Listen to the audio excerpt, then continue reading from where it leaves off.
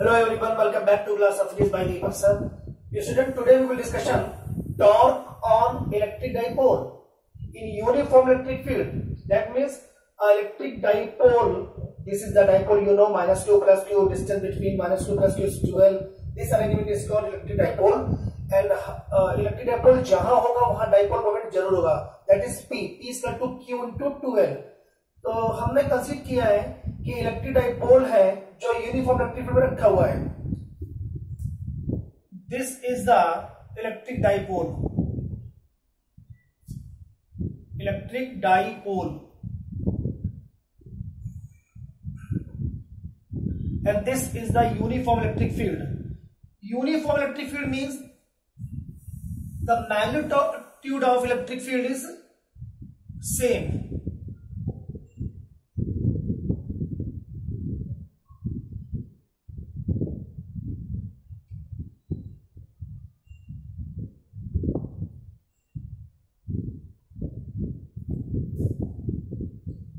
This is the uniform electric field and this is the electric dipole.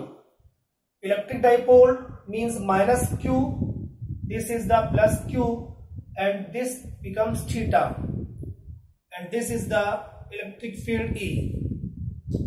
As we know, the direction of electric field always minus to plus or plus to minus. What? Plus to minus. The direction of electric field is always positive to negative. If this is the positive, this is the negative. आप consider करिए यहाँ plate रखी है, ये positive plate है, ये negative plus plate है, तो electric field positive to negative इस तरीके से रन कर रही है. अगर direction of electric field positive to negative है तो डाइपोल का माइनस q चार्ज कहां पर अट्रैक्ट होगा? Towards positive. यानी इस पर जो फोर्स लगेगा उसकी डायरेक्शन कहां होगी? कुछ इस तरीके से. ये तो ये हो जाएगा F इक्वल टू QE. ठीक. और ये वाला प्लस माइनस की तरफ अट्रैक्ट करेगा तो ये हो जाएगा QE. राइट. तो ये प्लस Q चार्ज है, ये वाला माइनस Q चार्ज है. ये फोर्स है आपका, फोर्स है. The distance between both charges minus Q2 plus Q is क्या? 2L. This is 2L. ठीक. As we know that torque, we know that torque is equal to force into perpendicular distance. What is the perpendicular distance? Force and electric field are perpendicular to each other in this case. So if this is the force, then this is the perpendicular distance. This, if this point becomes A, this is B and this is C, then BC is the perpendicular distance, BC, and this is the force, torque. Force, the value of force is equal to QE and BC, if this is the theta, then we know that sin theta is equal to perpendicular. This is the BC upon hypotenuse AB. This is the AB, BC, and AB is equal to 2L. Then BC equal कितना हो जाएगा? 2L sin theta. Then put the value of BC in this equation, 2L sin theta. Then Q into 2L separate कर दीजिए, Q into 2L, और E sin theta अलग कर लीजिए. This becomes P, electric dipole moment, PE sin theta, and this is the torque. The formula of torque is equal to PE sin theta, and we know that torque is a vector quantity. If theta is equal to 90 degree, then torque is maximum P into E के equal. Sin 90 is equal to 1. Tau is the maximum. Torque is equal to P into E. Okay. once more vector form of this formula. Electric field is a vector quantity, electric dipole moment is vector quantity, torque is a vector quantity. In the case of vector analysis, chapter vector analysis, we also read AB sin theta is equal to A cross B, यानी A cross B is equal to AB sin theta, तो P cross E is equal to P sin theta, यानी sin हटेगा cross आ जाएगा, तो torque equal P cross E. This is the vector form. Okay, please write note. Now our next question is work done. Okay, answer this topic.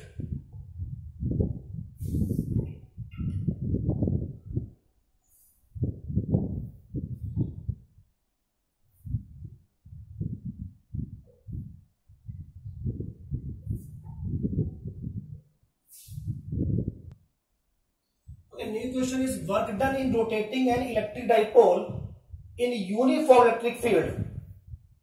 इससे पहले पढ़ा था torque और अब पढ़ रहे वर्क डन. मतलब ये हमारा डाइपोल था, इलेक्ट्रिक फील्ड रखा था, घूमेगा. अब घूमेगा तो work done equal to force into displacement. ये फोर्स इनटू डिस्प्लेसमेंट चलता है आपका स्ट्रेट लाइन मोशन में. स्ट्रेट लाइन मोशन में चलता है फोर्स इनटू डिस्प्लेसमेंट, लेकिन घूम जाएगा तो घूमने में फोर्स काम नहीं करेगा, काम करेगा टॉर्क. ध्यान देना कैसे.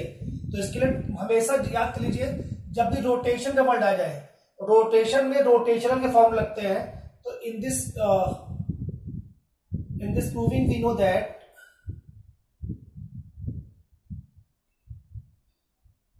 W equal tau into d theta.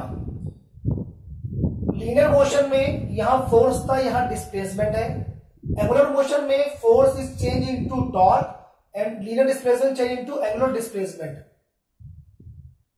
If this is the d theta, this becomes dw या dw, and the value of torque is already we discussion P E sin theta. अभी आप पढ़ चुके torque equal to P sin theta. This is the d theta. तो आपने छोटा सा angle घुमाया तो छोटा सा वर्ग हुआ. अगर टोटल करना होता तो हम करते इंटीग्रेशन, और इंटीग्रेशन लगाते लिमिट. तो on integration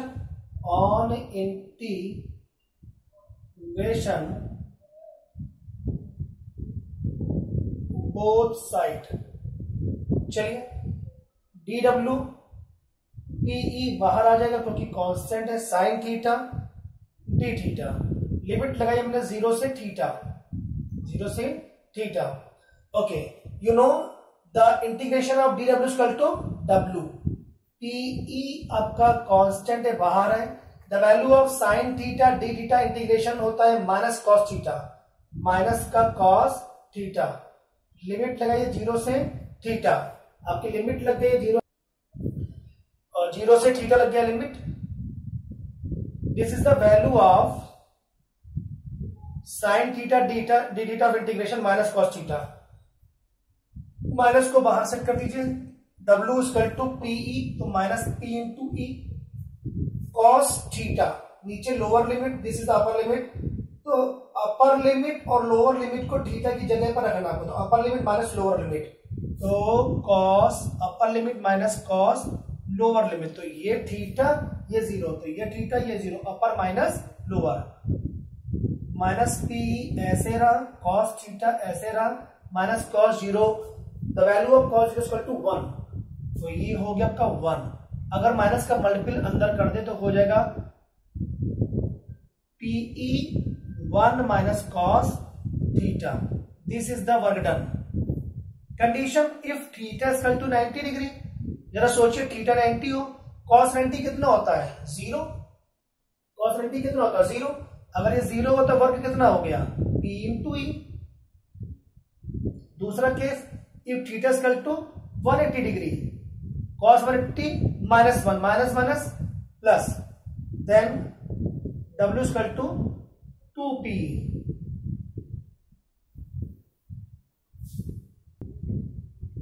This is the proving of work done, and last proving we also need torque. तो आप लोग ये दोनों देखिएगा, इसमें कोई डाउट हो पूछ लीजिएगा. सिंपल है, इजी है. आपका ये चैप्टर अब खत्म हो चुका है. नेक्स्ट चैप्टर करेंगे गॉस थ्योरम हम लोग। थैंक यू सो मच बेटा, कोई दिक्कत हो कमेंट करिएगा। Thank you.